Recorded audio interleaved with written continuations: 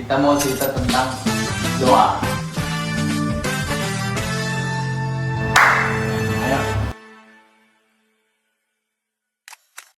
Ayo ngana nonton weh. Ini podcast perintis, bukan pewaris. Mananya ini? Mana nggak nonton lah. Gas lah, gas weh. Pasang jangan. Iyalah. Apa cerita nih? Apa cerita? Apa cerita? Hari ini banyak cerita gitu. Ini dari awal sampai sekarang sih ada aja. Nggak bisa habis sih.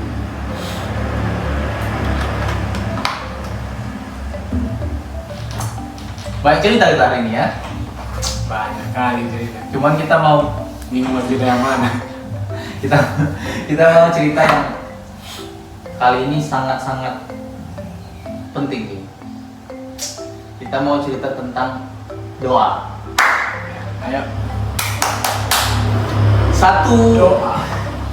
Satu isu tentang doa yang sampai sekarang masih kontroversial. Apakah doa meminta dengan cara menuliskan list banyak permintaan itu salah atau seperti apa? Gimana? Dengan kis-kis yang banyak. Iya. Bicara tentang salah dan benarnya, kita perlu pahami dulu ya. Dengan list-list doa yang banyak tapi motivasinya itu maksudnya kayak kita kasih list doa nih banyak nih, dan seakan-akan kita maksa sama Tuhan gitu. Ya. Nah itu menurutku itu yang tidak boleh.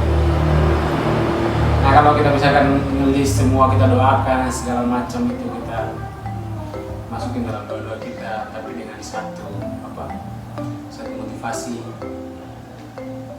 tidak dengan paksaan secara manusia bahwa Tuhan harus jawab doa gitu. Ya, iya. Tuhan harus jawab. Jadi ini sudah list yang saya sudah sampaikan sama Tuhan, ini Tuhan harus jawab. Kalau kita tidak ada paksaan seperti itu dalam motivasi kita berdoa kepada Tuhan, itu menurutku itu yang benar. Tapi kalau yang pertama tadi kita kasih list, kita kasih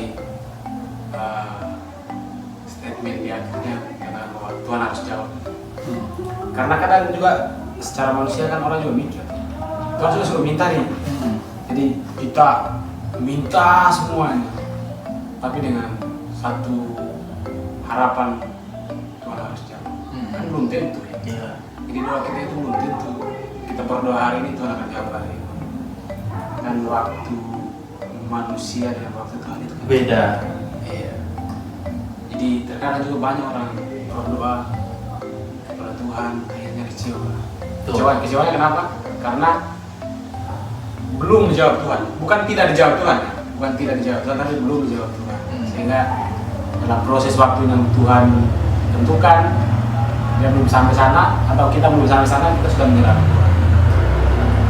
Makanya memang perlu kita belajar definisi doa yang benar itu sebenarnya. Iya. Kalau kita lihat di Alkitab kan emang kita diajarkan untuk minta lah. Iya kan? Itu nggak bisa disangkal. Emang kita sebagai orang percaya itu ketika kita berdoa diajarkan untuk meminta. Emang seperti itu, meminta dan akan diberi. Ya kan? Akan diberi ya. Maksudnya itu waktunya kita bukan waktunya Tuhan. Aku percaya gini. Setiap kita yang berdoa meminta sama Tuhan itu pasti dikasih, dijawab. Tapi bukan waktunya manusia, tapi waktunya Tuhan. Karena Tuhan tahu kesiapan kita ketika jawaban doa itu dijawab sama Tuhan. Iya kan? Belum tentu hari ini kita meminta kita siap menerima jawaban itu. Ya kan? Itu yang pertama. Lalu yang kedua, sebanyak apapun list doa kita nggak akan menjadi masalah ketika kita juga membangun relasi. Karena doa bukan hanya sekedar permintaan tapi juga hubungan. Iya kan? Sebagaimana seorang anak dan seorang bapak secara jasmani ketika anaknya meminta sesuatu kepada bapaknya, kalau bapaknya itu punya hubungan yang baik dengan anaknya, ada kasih, ada hubungan yang erat, pasti papanya selalu memberi apa yang anaknya mau ketika anaknya siap, iya kan? Nah jadi bukan hanya sekedar permintaan yang kita inginkan ataupun yang kita butuhkan sebagai manusia, tapi juga membangun hubungan. Jadi kalau dalam kerohanian berarti istilahnya dilihat dulu, Tuhan itu mau lihat sejauh mana rohani kita, kedewasaan rohani lah. Betul. Karena kan Tuhan akan mempercayakan sesuatu kepada kita, ketika kita Tuhan lihat kita sudah siap menerima. Betul. Karenanya kan ada juga katakan bahwa setia dulu dalam perkara kecil. Betul. Karena Tuhan akan mengambil perkara yang lebih besar. Ya. Belum yang langsung besar ya, yang lebih besar. Betul. Ada next level ya. Makanya juga dalam doa itu ada hal yang kita lupakan. Ketika kita berjalan doa, mungkin yang timbul di pikiran kita juga minta. Doa berarti minta sama Tuhan. Tapi satu hal yang kita lupa yang tadi kau sampaikan, bahwa menjalin hubungan relasi dengan Tuhan. Karena kan kita lupa kalau kita berdoa itu bukan hanya sekedar kita minta sesuatu sama Tuhan, minta apa yang kita mau, tapi ketika kita berdoa kita menjalin hubungan kita dengan Tuhan. Maka itu yang sangat penting perlu kita pahami ya. Ketika kita berdoa bukan hanya kita datang berdoa hanya mengungkapkan segala sesuatu sama Tuhan, minta dengan harapan dijawab, tapi ketika kita berdoa kita menyadari bahwa ini waktunya menjalin hubungannya. Nah kita bicara lebih secara praktis lagi nih, doa itu ada ketentuan jam-jamnya nggak sih? Ya kan, itu kan pertanyaan kita kan. Apakah kita ditentukan jam segini, jam sekian harus doa apa? Atau seperti seperti orang-orang yang sibuk kerja itu kan pasti waktu-waktu luangnya doang. Nah itu seperti apa? Ya, kalau menurut saya doa itu tidak ada waktu. Setiap saat kita bisa berdoa. Sekalipun kita berdoa tidak keluar di mulut kita, tapi kita bisa berdoa dalam hati. Betul. Dimanapun kita, di dalam pekerjaan, di rumah, di jalan, perjalanan naik sepeda motor atau mobil, dan saya berdoa. Betul. Karena kan tidak ada waktunya. Kapan saja kita berdoa, kita bisa berdoa. Dan kita nggak seperti orang-orang umum yang berdoa itu harus datang ke suatu tempat tertentu di jam tertentu ya. Kita bukan mempermasalahkan jam-jam doa mereka ataupun praktik doa mereka, tapi ada perbedaan yang kita lakukan sebagai orang percaya. Karena kita percaya gini, Tuhan kita itu nggak terbatas oleh ruang dan waktu. Iya kan? Makanya kapanpun dan dimanapun kita bisa berdoa. Tapi kalau menurut aku jauh lebih penting lagi ketika kita juga memberikan waktu khusus untuk berdoa ataupun saat teduh gitu loh. Iya kan? Punya waktu pribadi dengan Tuhan. Iya, terlepas dari kita kerja, melakukan kegiatan apapun, kita bisa doa, bisa. Tapi kalau kita punya waktu khusus, misalnya ada waktu 1 jam, 2 jam tuh kayak jauh lebih penting lah, ya kan? Nggak kalah penting dengan jam-jam doa kita ketika kita bisa bekerja, ya. Gitu. Jadi doa itu harus dan itu penting sebagai orang percaya. Iya. Tapi ada lagi satu hal, kan doa juga. Maksudnya banyak juga orang memahami bahwa kan Tuhan bilang, saya sudah tahu kebutuhan. Iya. Tapi kenapa Tuhan itu masih nyuruh kita mintalah maka makan? Iya. Ya, kalau misalkan Tuhan itu udah tahu, kenapa dia minta lagi? Betul. Menarik. Ini menarik. Ketika Tuhan yang Maha Tahu mengajarkan kepada kita mintalah, seakan-akan Tuhan tidak tahu. Padahal kan Tuhan sudah tahu. Tuhan tahu kebutuhan. Nah, makanya tadi ada kaitannya dengan apa yang aku bilang tentang hubungan.